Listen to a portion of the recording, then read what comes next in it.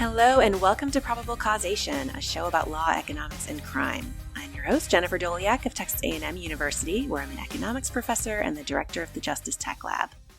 My guest this week is Ariel White. Ariel is an assistant professor of political science at the Massachusetts Institute of Technology. Ariel, welcome to the show. Thank you for having me. We're going to talk today about your research on the effects of a misdemeanor jail sentence on subsequent voting behavior. And with the next election looming, I'm extremely excited to have you here to talk about how our criminal justice system interacts with the democratic process. To start out, could you tell us about your research expertise and how you became interested in this topic?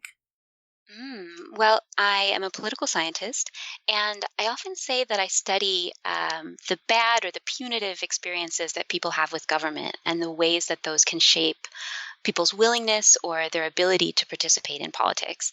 And I guess I usually trace this kind of research agenda back to the job that I had before I started grad school, which is that I worked at a legal services office, meaning that I answered phones, I did intake, I did some paralegal work on cases around things like housing, evictions, public benefits.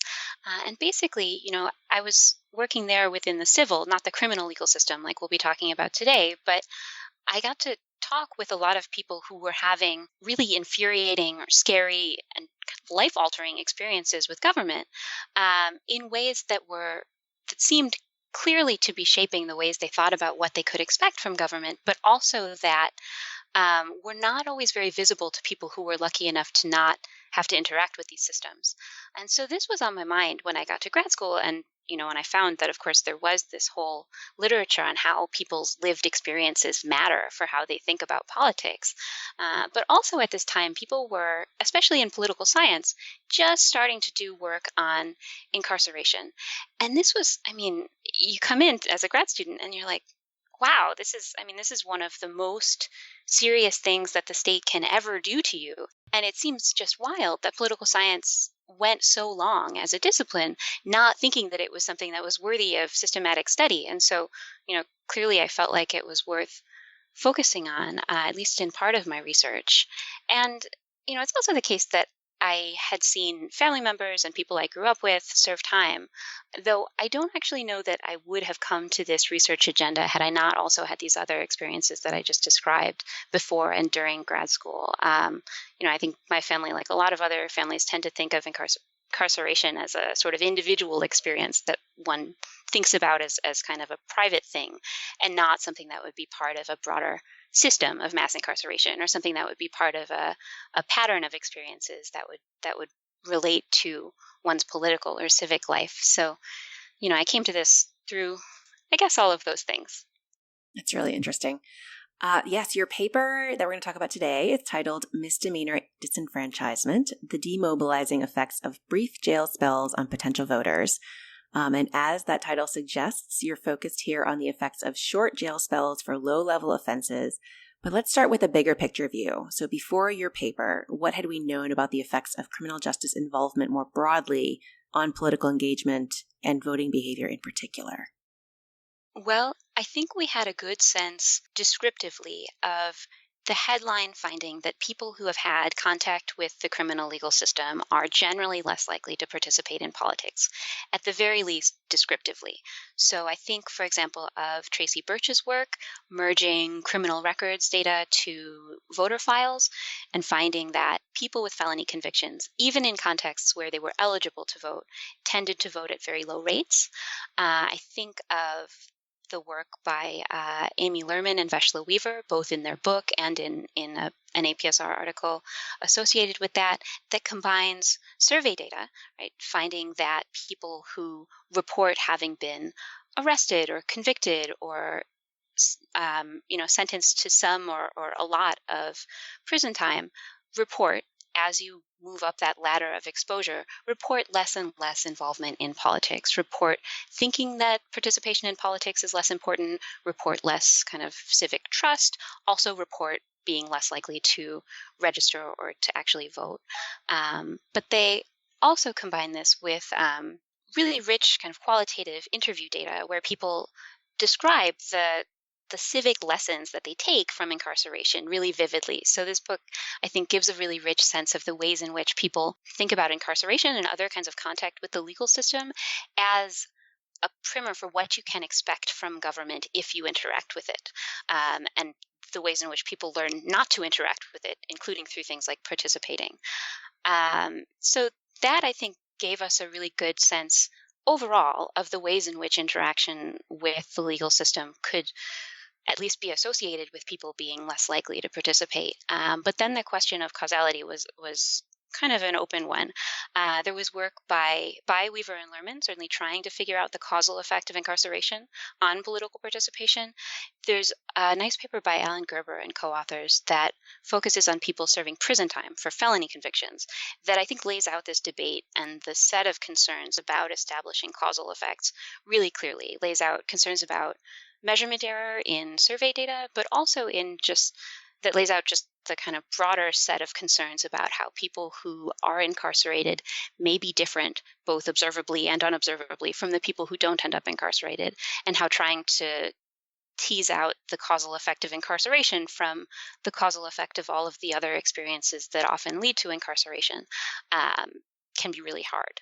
So I would say when I started on this project, this trying to figure out the causal impacts of these kinds of experiences was definitely top of mind. And also, you'll have gotten the sense from the pieces I just described that there was a fair amount of survey-based work that had struggled, I think, to really distinguish between different types of contact, simply because surveys often don't ask very detailed questions about, what exactly people were charged with and what they ended up convicted of and what kinds of sentences they served. And the work that we had seen that was not survey-based, that was based on administrative data, had often focused on people serving relatively long prison sentences for felony cases. And so I was particularly curious about people who were serving shorter sentences in local jails for misdemeanor cases, which would not legally disenfranchise people, but that I thought might still have some effect on their willingness or their ability to vote. Yeah. And so along those lines, the public conversation around this issue really does focus on direct legal disenfranchisement most of the time. So the fact that many states have policies that bar people with felony convictions or people who are currently incarcerated from voting. And, it's straightforward to see how those types of policies can reduce voting behavior. People are actually banned from registering and casting a vote. But it's perhaps less straightforward to see how a short jail spell for a misdemeanor sometime in your past could affect your voting behavior in the future. But in this paper, you lay out a couple mechanisms through which that might happen. So talk us through that. Why might we expect misdemeanor jail sentences to affect future voting behavior? Absolutely. I think we can think about at least two big classes of story here. And the first one is what I would call the resource story. And this is maybe the most familiar one to your listeners in that we might imagine that people who spend some time in jail would then have other changes in their life that would result from that, right? There's work in sociology and in economics that highlights the ways in which spending even a short period of time in jail can translate into people potentially losing their job, maybe losing their housing, having other kinds of life disruptions that might mean that on election day, people might be less able to vote, right? They might be handling other life crises. They might not have the ability to get to the polls. Maybe they don't have transportation. Maybe they don't have a place to sleep. Maybe there are just a series of other things that are top of mind rather than voting when election day rolls around. So that's one story about the ways in which incarceration, even relatively short jail stints, can reshape people's lives in ways that would make it hard to vote. But there's also a second story that I would call the socialization story. And this draws on some of the work I was just describing, particularly by Veshla Weaver and Amy Lerman, on the ways in which people learn things about government from time spent behind bars. And that, in particular, the kinds of things they learn are that government doesn't really care what you have to say, and that it's better to kind of keep your head down and avoid contact with it if you possibly can, including in cases like voting. So that would mean that people would, perhaps even if they were able to vote, might not be willing to vote because of their experiences with jail. All right, so let's talk about the empirical challenges to studying this issue. You alluded to some of this earlier, but I definitely want to dig in more. So in some ways, it seems like this is sort of an ideal setting because criminal records tend to be public record And voter registration and voting behavior, at least whether you voted, not how you voted, are public record. Mhm. But that doesn't make it easy to tell what the causal effect of criminal justice involvement is on voting behavior. So what are the remaining data challenges that you faced here? And what are the identification challenges that you needed to overcome to study this topic? Certainly. I think you're right that administrative data is one of the few ways we could think about addressing a question like this, because as I mentioned, surveys don't tend to ask precise enough questions or to talk to enough people that we would ever have an angle on this. But even with administrative data, there are certainly difficulties just around, linking up various data sources, which I'll maybe talk about in a minute, as well as just getting your hands on the data sets that you would need. And the availability of these kinds of records varies immensely across geographic areas, which is part of the reason that we'll be talking today about one big county court system that does have these records available. But then, of course, I think the big challenge, as you've mentioned, is about pinning down the causal effect of something like spending time in jail on voting, where even if we have all the data in the world, establishing that one of these things causes the other is going to be really difficult because, as I think we understand descriptively, people who spend time in jail often have various characteristics that are different from people who don't spend time in jail, right? They tend to be younger, they tend to have lower incomes, fewer years of education, they're less likely to be white.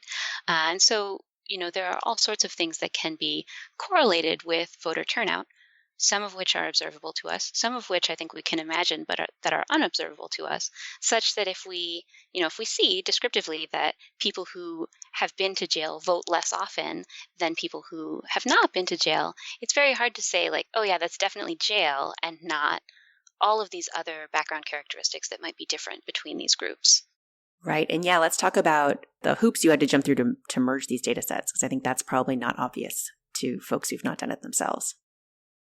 Oh, sure. So I would say this is maybe one of my more straightforward administrative data projects, which is maybe not saying much. I'm using two sources of records here, and I should maybe tell you a little about each of them. One is a set of misdemeanor case records from, as I said, Harris County, Texas. So this is the county that contains Houston. It's 4 years of records, so 2008 to 2012. This brings us from one presidential election to the next one. And I observe here everyone that's been charged with a misdemeanor for the first time. So this is when I talk about misdemeanor cases. In Texas, this is anything that carries up to a 1-year sentence. So things like DUIs, theft, certain simple assaults, a range of charges that could lead to up to a year in jail. And so for each of these observations, I see some details about the person's case. I see how it was handled. I see how it was disposed.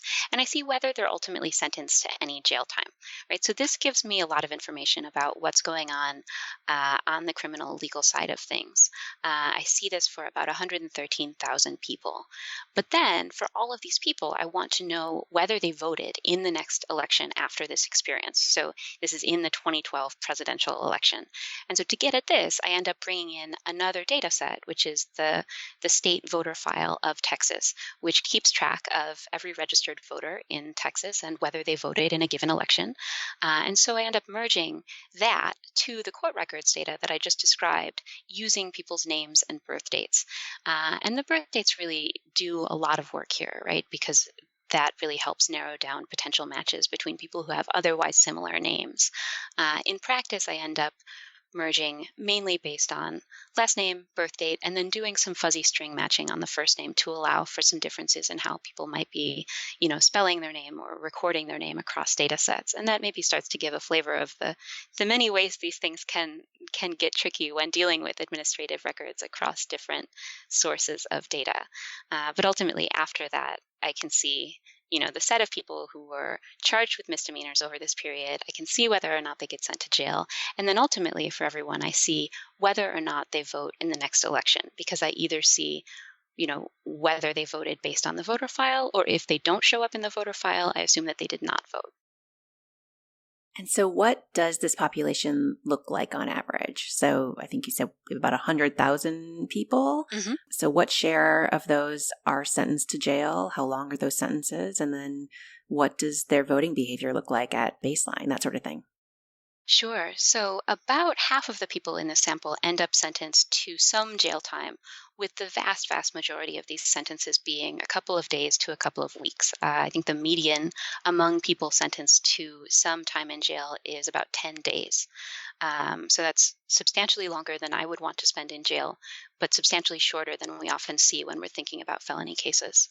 Um, Thinking about voting behavior at baseline, if we think about before people were arrested, so in 2008, the data gets a little bit trickier because I collected this set of voting records after the 2012 election. There's always some concern about going back too far in time because people might drop off of the voter file for various reasons. But I would say approximately turnout here was on the order of 17% or so. This may be conservative, but it's not likely to be too far off. So relatively low voter turnout for people even before they were arrested, though there's some variation across race in that we can talk about later. Yeah, and how does that turnout compare to just the general population that might be observationally similar to this group? Do you know? Well, I mean, it's certainly lower than the general population, not Hmm. conditioning on any personal Like characteristics. income or, yeah.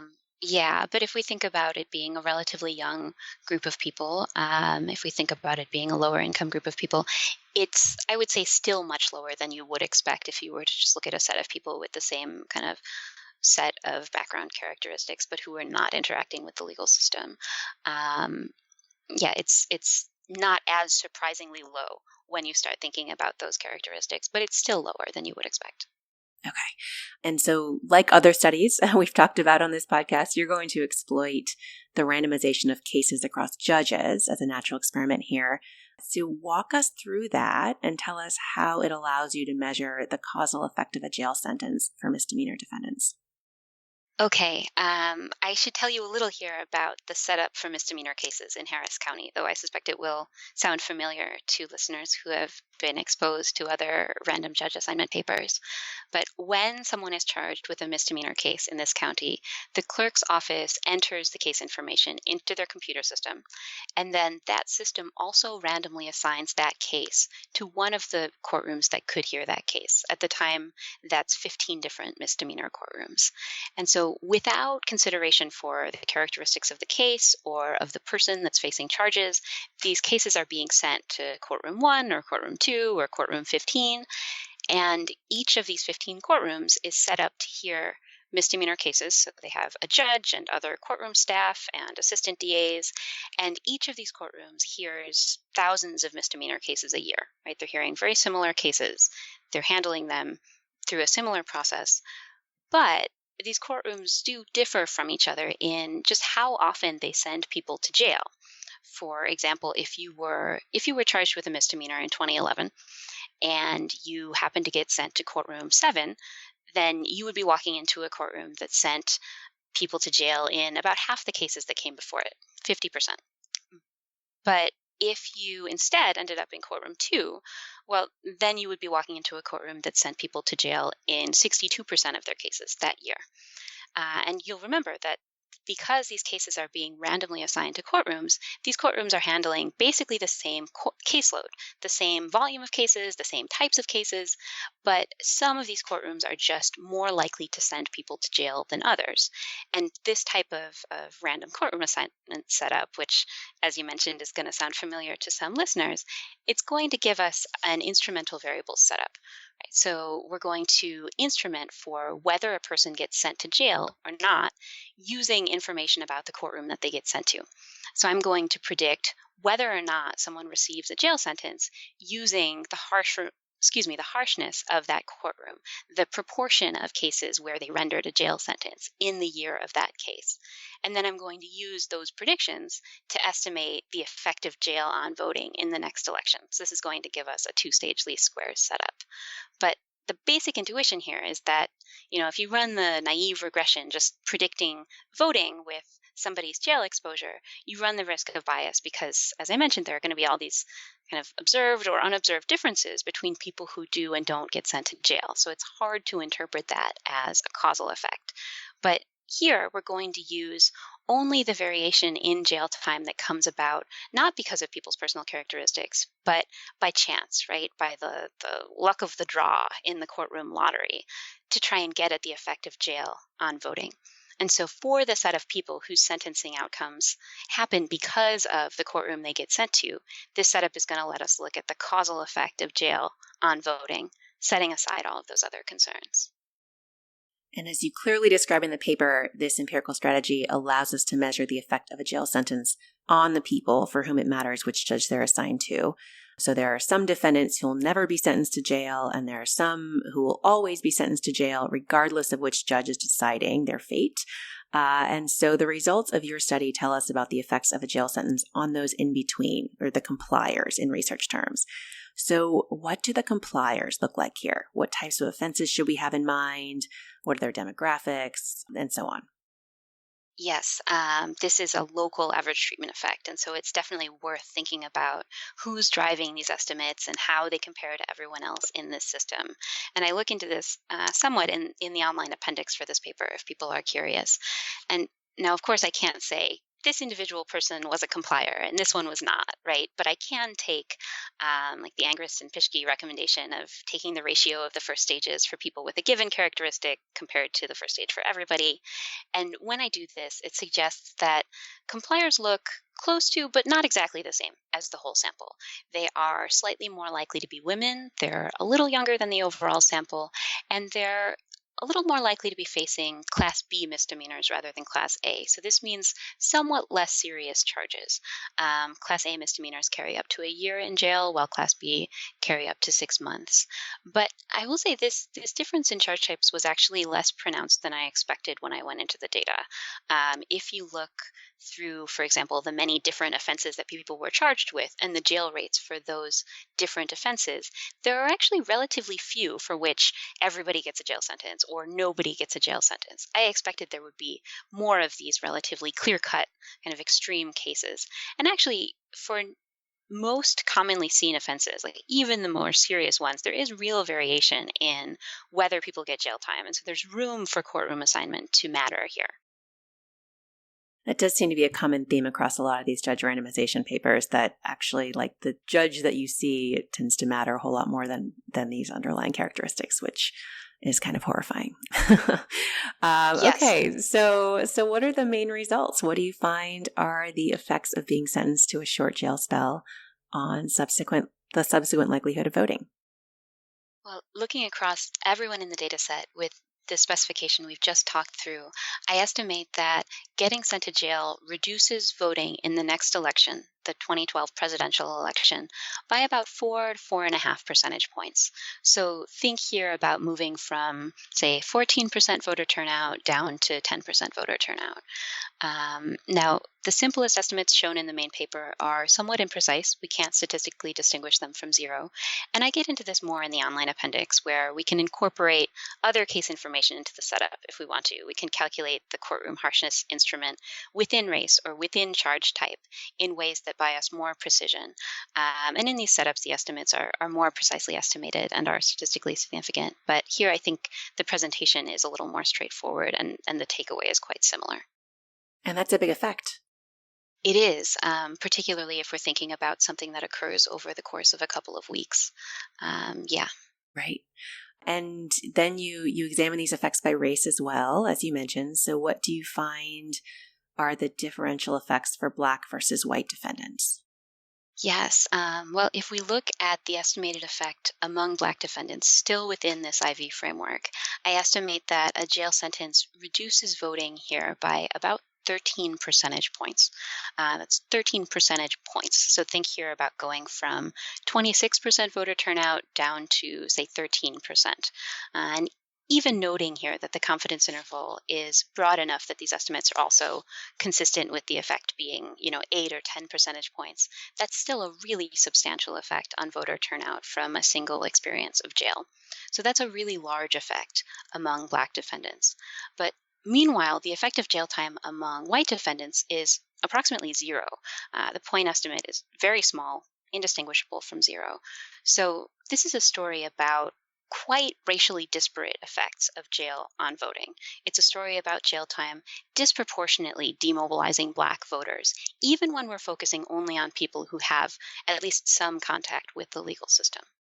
I don't think we'd mentioned this yet, but if I recall correctly in the paper, you're focused here on the population for whom this is their first misdemeanor trial, right? So you don't have to deal with people who've been cycling through the system. Am I remembering that right? That's exactly right. And that's both because I think it's a clearer interpretation, but also because the random assignment process is a little less clear if you're coming back after having had a previous case.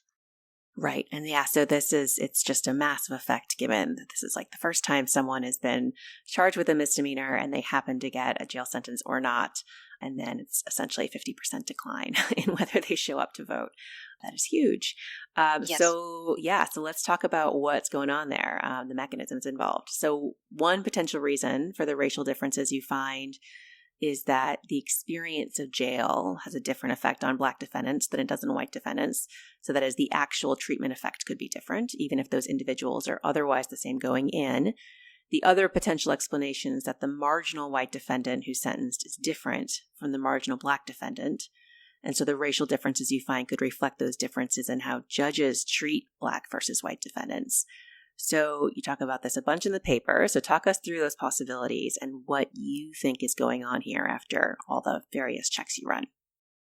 Absolutely. So I can't rule out the possibility that people would be having different experiences in jail on the basis of race, that they might be getting treated differently by race. And I think that's completely plausible.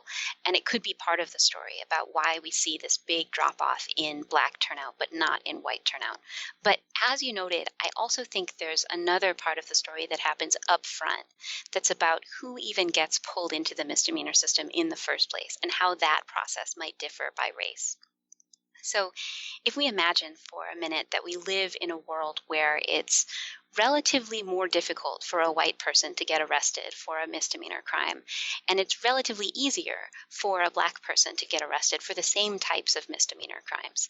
And I think we could imagine a number of ways that this could arise, right? Maybe there's more of a police presence in Black neighborhoods. Maybe the police threshold for arresting or for charging people is lower. There are plenty of possible stories that would get us here, but there is some evidence that we actually live in this world that I've just described, right? There's a pretty commonly cited example in the case of drug charges where self-reported white and Black drug use rates are quite similar, but the rates at which people are charged with drug possession are fairly different, right? And if this is the world that we live in, then we could imagine that the white people that you would see in the misdemeanor courtroom might be a little different from the Black people that you would see there, right? If the threshold for white people ending up in misdemeanor court were higher, then we might expect that a fair number of the people that we would meet would be socially marginalized in some other ways, right? Maybe these are people who are homeless or who are dealing with mental health or substance use issues, right? Maybe a lot of the white people who are charged with misdemeanors would be relatively unlikely to vote even before they got arrested. Whereas if it were easier to get arrested as a Black person for any number of reasons, we might expect that in the misdemeanor court system, we would see basically a broader swath of the Black community, right? We would see some non-voters, but also some people who would have been voters, people who would have been residentially stable and engaged in the community and prepared to participate if they had not been arrested and facing jail. And so I think it's possible that racial differences in who gets pulled in here, possibly because of differences in how different groups get policed, that this could be driving some of the racial differences that I see and the effect of jail downstream. And there's some data presented in the paper that's consistent with this story. So if I go back and I look at people's voter turnout from 2008, before anyone in this data set got arrested, it is the case that Black defendants were much more likely to have been voting in 2008 than were white defendants, like almost twice the rate of turnout in 2008. And that pattern of substantially higher Black turnout than white turnout is not something that you see in the general population of Harris County, right? It's specific to the set of people who end up in the misdemeanor court system. And so that suggests to me that there are some differences there in who gets exposed to the misdemeanor court. Basically, if Black voters get arrested, then there's room for them to be demobilized. Whereas if most white people who get arrested are non-voters, then there's a lot less room for them to stop voting. So I think that's part of the story as well. And you do some robustness checks, as one does in good empirical papers like this, primarily in this case to make sure the effects you're finding aren't simply due to incapacitation, either from that initial jail spell, so perhaps some people are still locked up on election day, or because that jail spell might lead to subsequent recidivism and a felony conviction or incarceration. So tell us what you do there and how you're able to convince yourself that those possible effects aren't driving your results.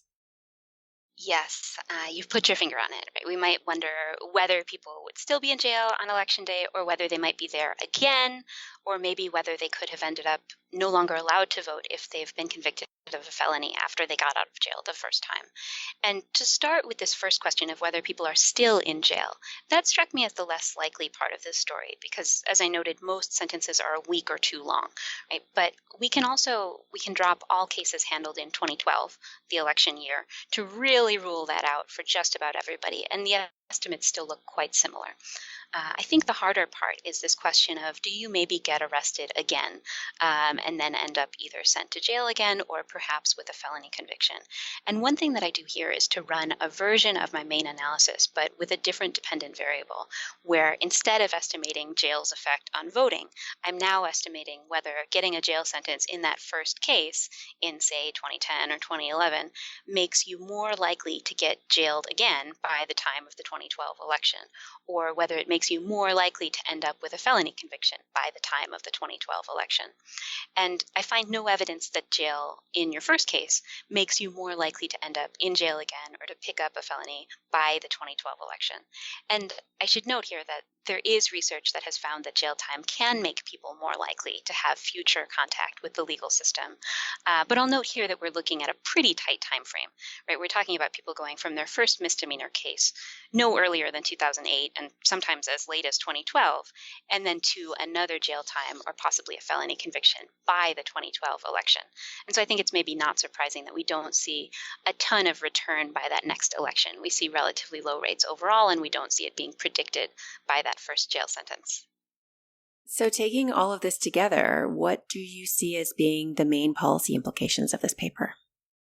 Well, I think it's worth setting this paper along with the set of papers recently that has suggested that there are very serious costs of jail for both the individuals who end up sentenced to it, as well as broader ones for their families and communities, right, in terms of some of the kind of lifestyle disruptions that I described earlier in terms of job and housing loss.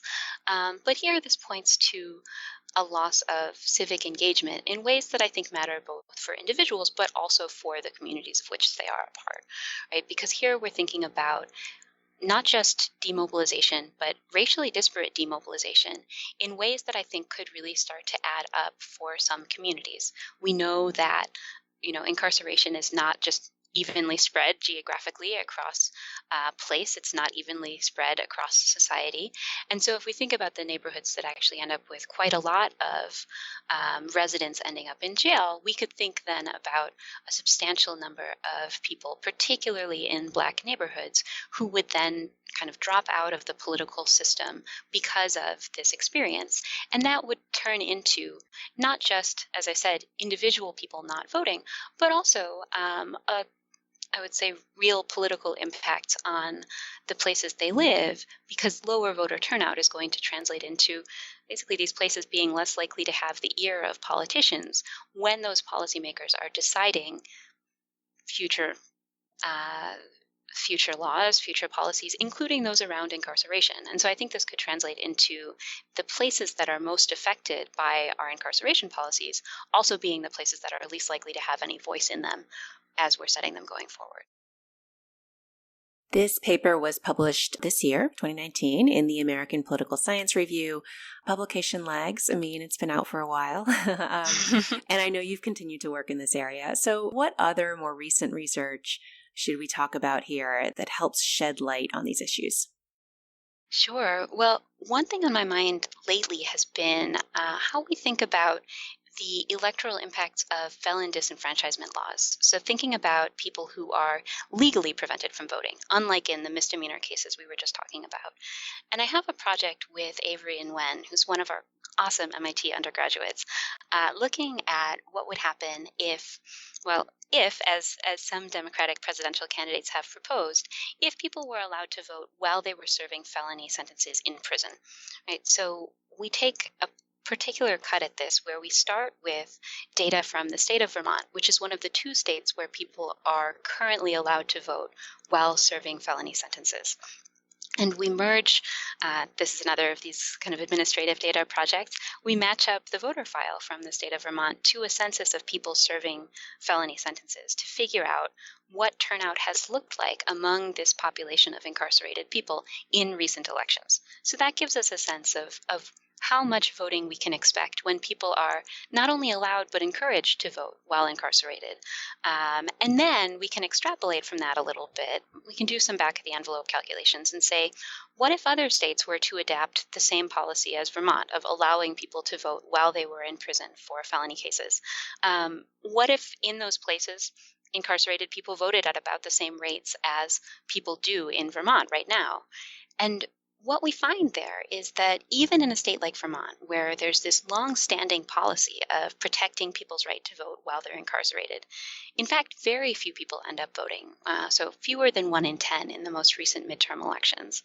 And so if we then look at what would happen in other states, right, even states with fairly large incarcerated populations, the number of additional votes that you would expect to see from a policy change like this would actually not be that large compared to, for example, the winning vote margins in recent statewide elections.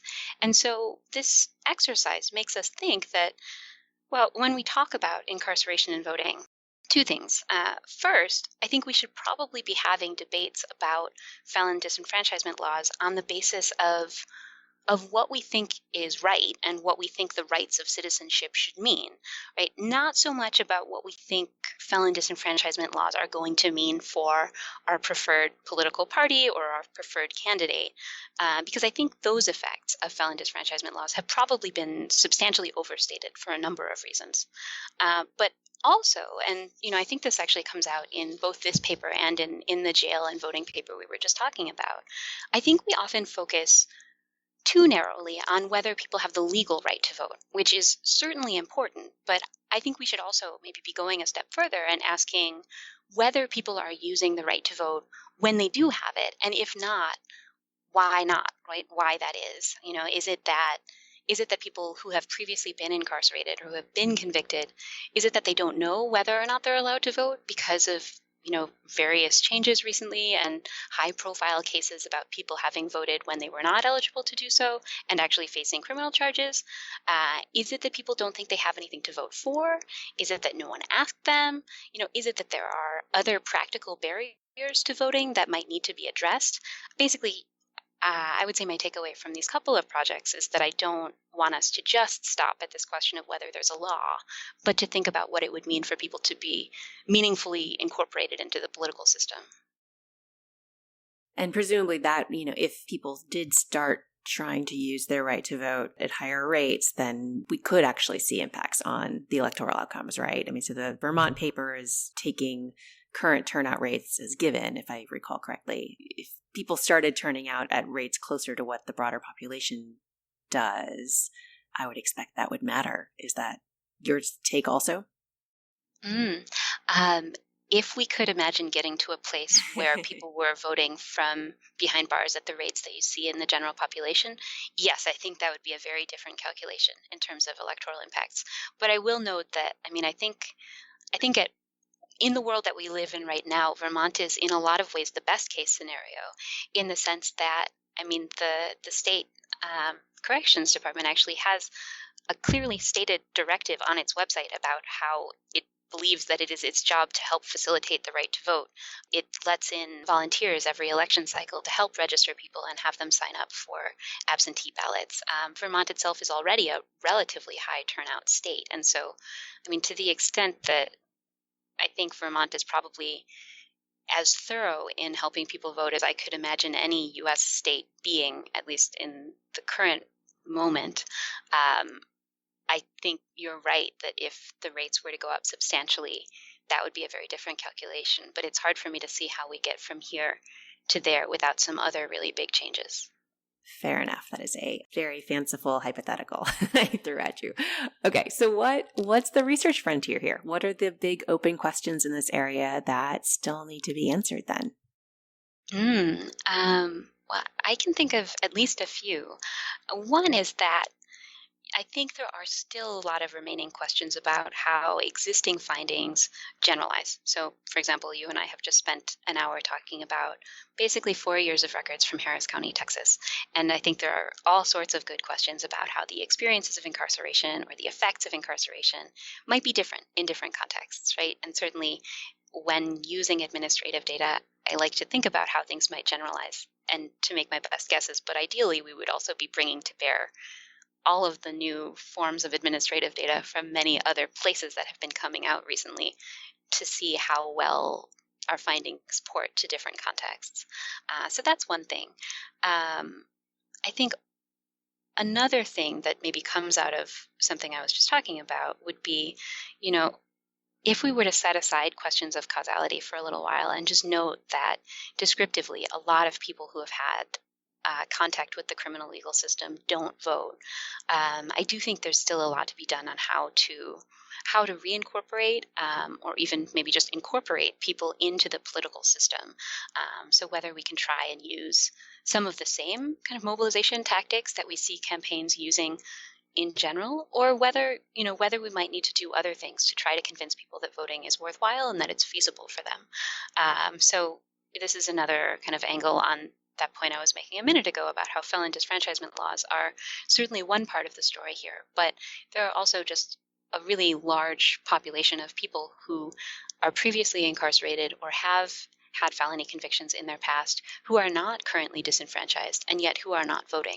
Right? That's a very large group of people, and I think if we could try and figure out what's going on there with that non-participation, I would certainly be interested in it. And then finally, one more thing on felon disfranchisement laws, even as I say we talk too much about them.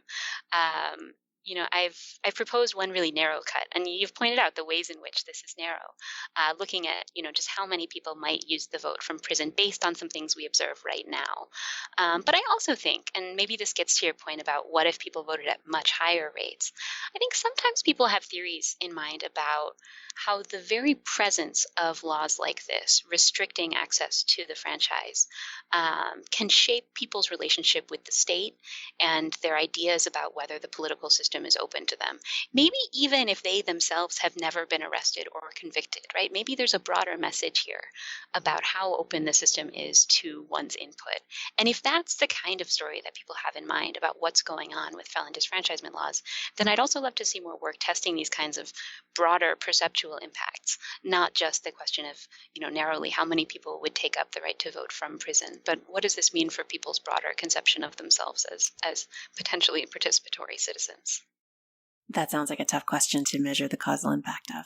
Mm-hmm. Really true. good natural experiment there. Mm-hmm. Great. Well, my guest today has been Ariel White from MIT. Ariel, thanks so much for talking with me. My pleasure. Thanks for having me.